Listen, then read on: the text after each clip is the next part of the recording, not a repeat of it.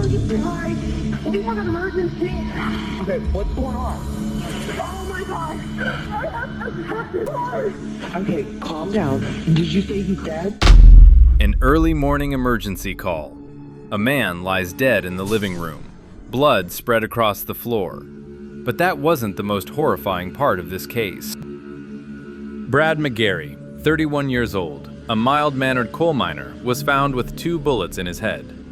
The scene appeared ransacked, furniture scattered everywhere. But as police began their investigation, they uncovered a dark secret no one could have imagined. And the person who discovered the body? The very one who killed him. Why did Brad McGary die? Why did his best friend kill him? And how did police uncover the truth behind this case? Brad McGary, the man everyone loved. Brad McGary, 31 years old, was a coal miner in BELAIR, Ohio. He lived alone in a small house in West BELAIR, a quiet neighborhood where everyone knew each other. Police Chief Michael Kovac knew Brad. He was kind, friendly to everyone. No one could have imagined that Brad would become the victim of a murder. The fatal morning. That day. Early that morning, David Kenny and his wife Sherry went to check on Brad after they couldn't reach him following a night of wedding celebrations. David was Brad's best friend. They had known each other for years and often visited each other's homes. David knocked on the front door. No answer. He told his daughter to knock on the back door. It wasn't locked. They went inside and saw the kitchen in disarray, items scattered everywhere. Then they entered the living room. That's when Sherry saw Brad lying face down on the floor, blood pooling around his head.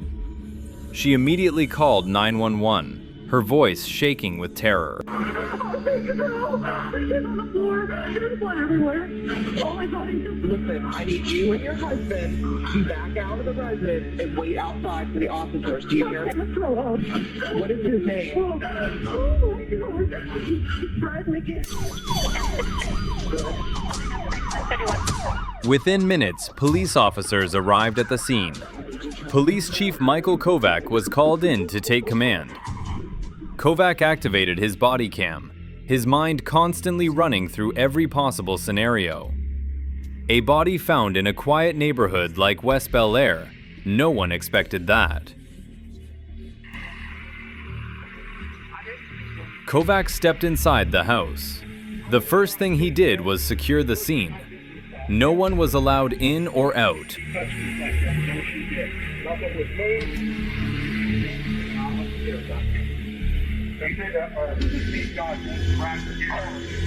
Brad McGary. I know Brad McGary. They work in the coal mine. I'd have to see driver's license or verify. Brad lay face down on the living room floor, a gunshot wound to the head, dried blood surrounding his body. There were no signs of a struggle or defensive wounds. Initial estimates suggested Brad had been dead for 5 to 6 hours before being discovered. Kovac examined the scene carefully. The kitchen was in disarray, items scattered everywhere. On the surface, it looked like a burglary gone wrong. Kovac told his colleagues, "It could be an accident, but the victim is face down with a gunshot wound to the head. There's quite a bit of blood on the floor." But there was another possibility: suicide. When someone is found shot, police always consider suicide first. However, something wasn't right. There was no gun near the body, no suicide note, and the wound? The wound was to the back of the head.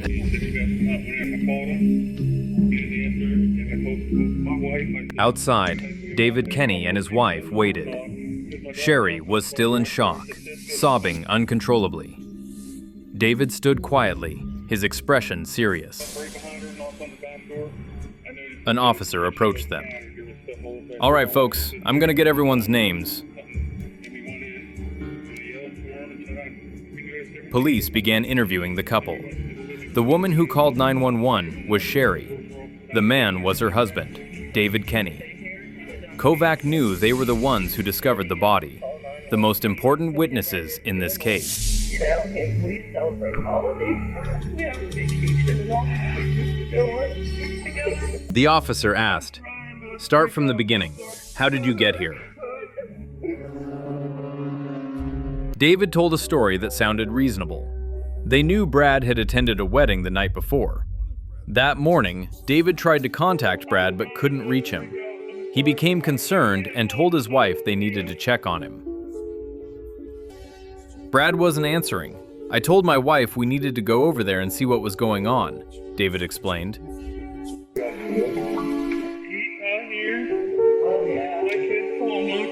Supposed to go to the Bahamas with us in August. We got family vacations and everything. He'd be a holiday. Yeah, he's one of my best friends.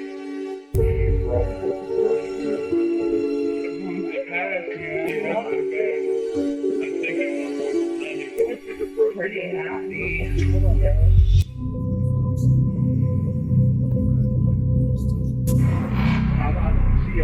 gun.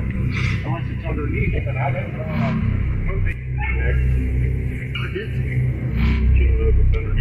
No, I don't.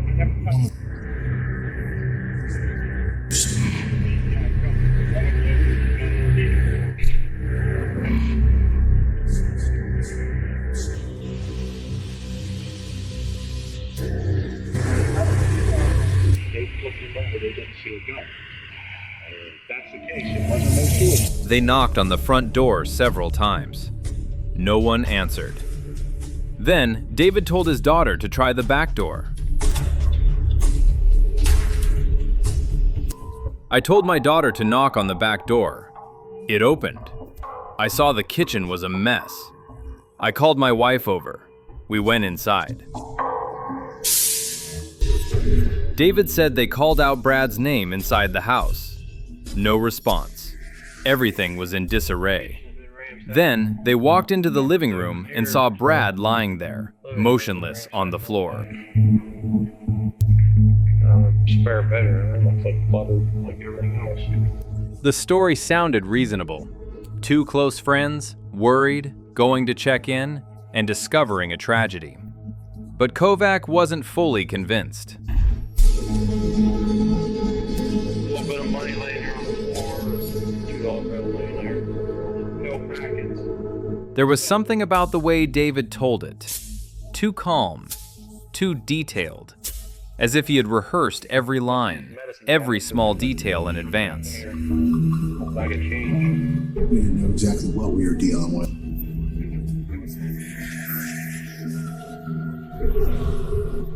Things aren't sure. Checking and see if the camera roll out.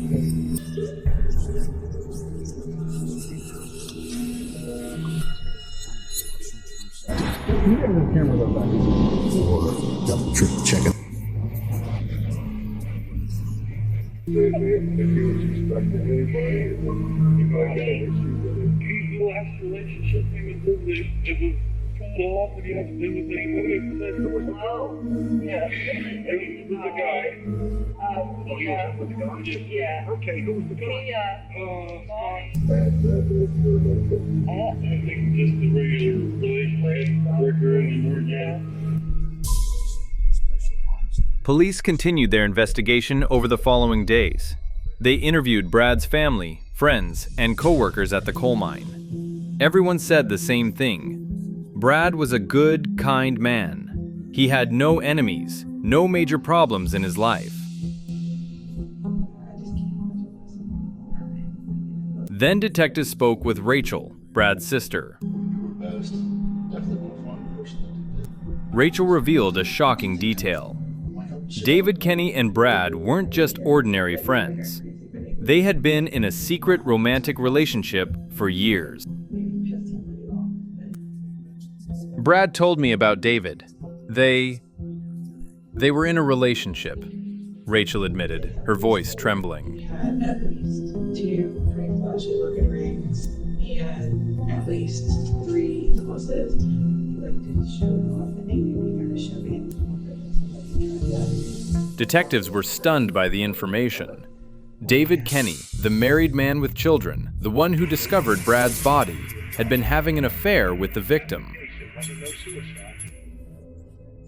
But there was more. Rachel said the relationship had recently begun to fall apart. David wanted to end it. Brad didn't. They argued. You really ransacked. It's 3 drawers open. Brad threatened to tell David's wife everything if he ended the relationship. David was terrified, afraid his wife would find out, afraid of losing his family, afraid the secret would be exposed to everyone.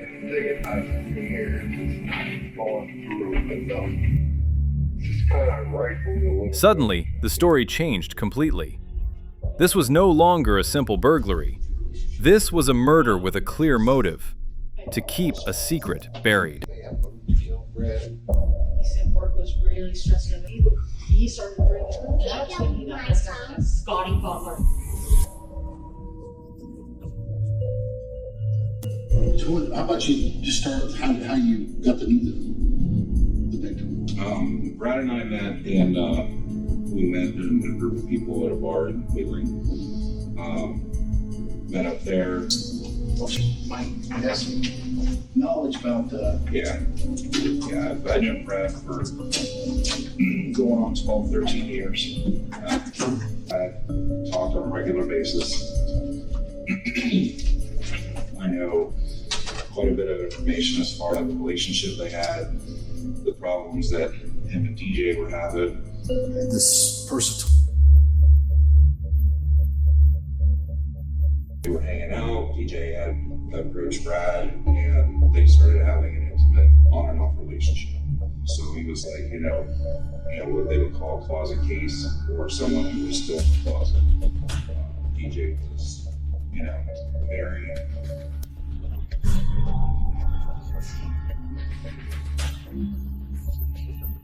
We say DJ, we're talking about David Kenny, because that's all I knew of DJ. That's all Brad talked to. My kid called Uncle. We used to have to go to the Bahamas with him. Yeah, he's one of my best friends.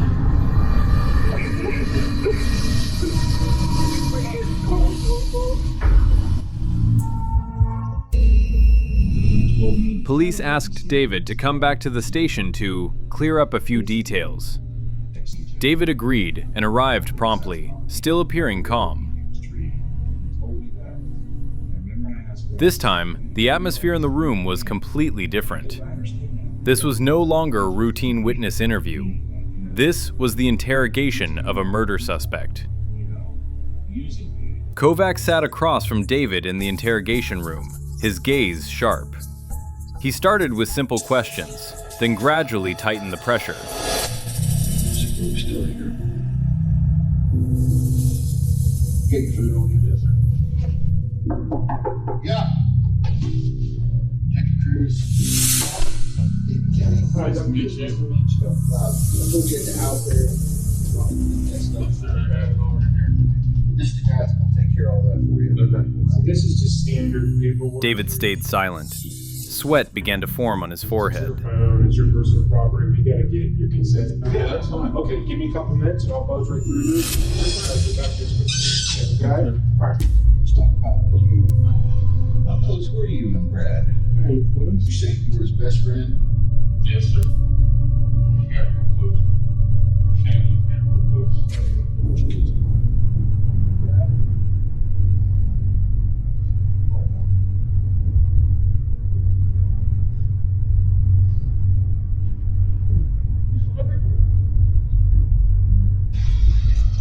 Get you some straight back up a glass of water. Eventually, David could no longer deny it. He admitted to the secret relationship that had lasted for years. Only can break the promise. You can lie, and give me the fucking balls and tell me. That is your last fucking lie, and your last goddamn break of promise to me. You're up. Yeah. Am I interrupting? No.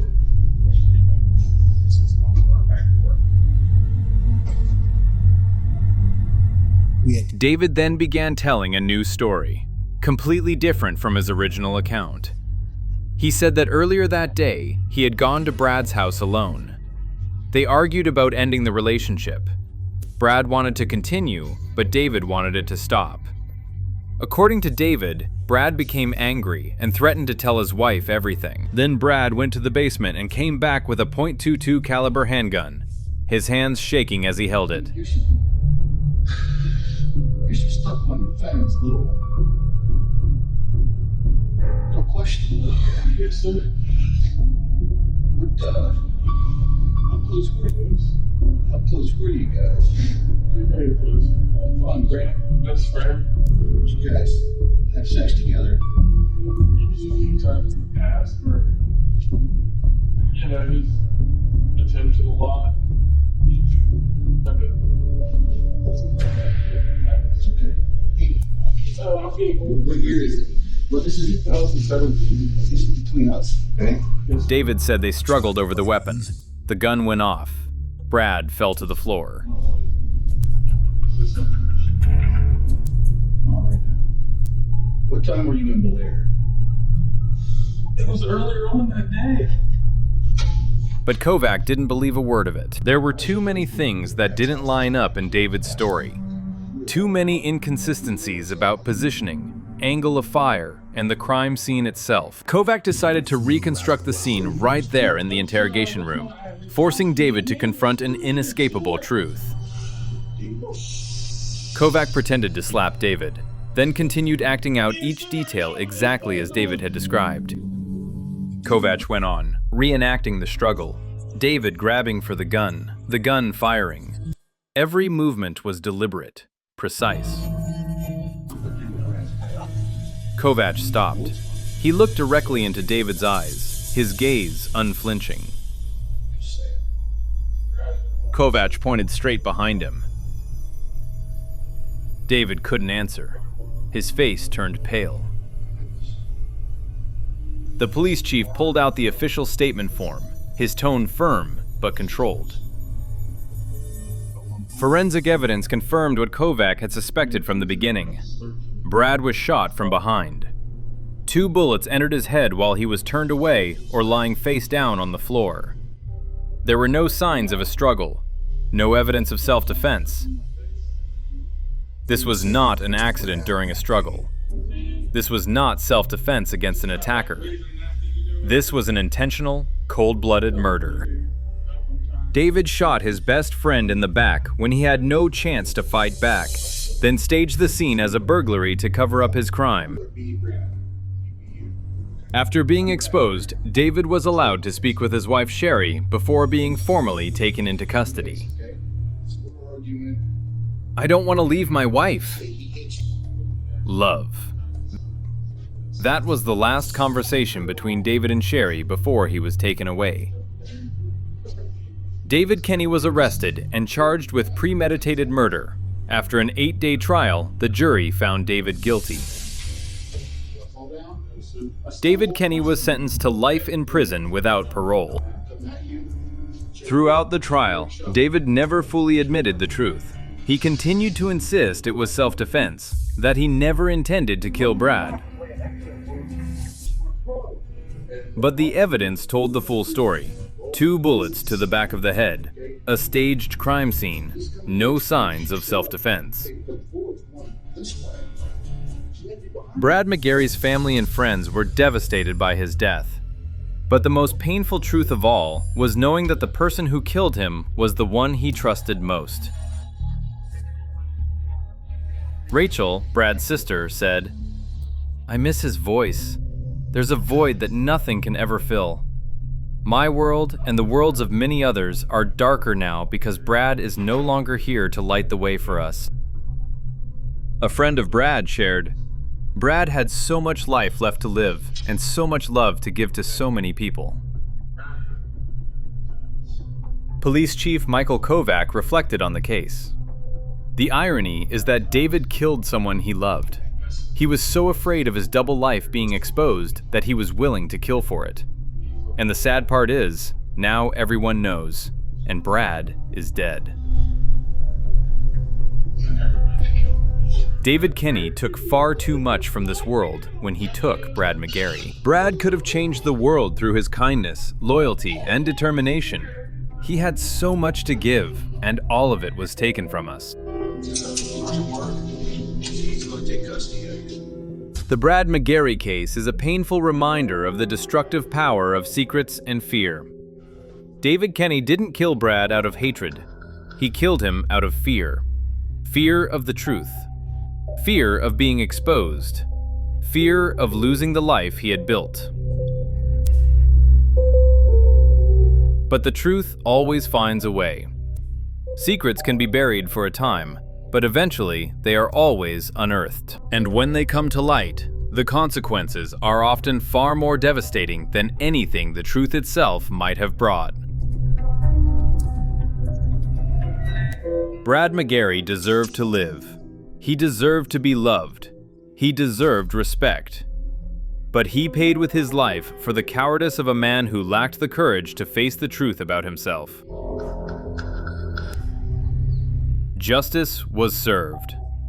David Kenny will spend the rest of his life in prison.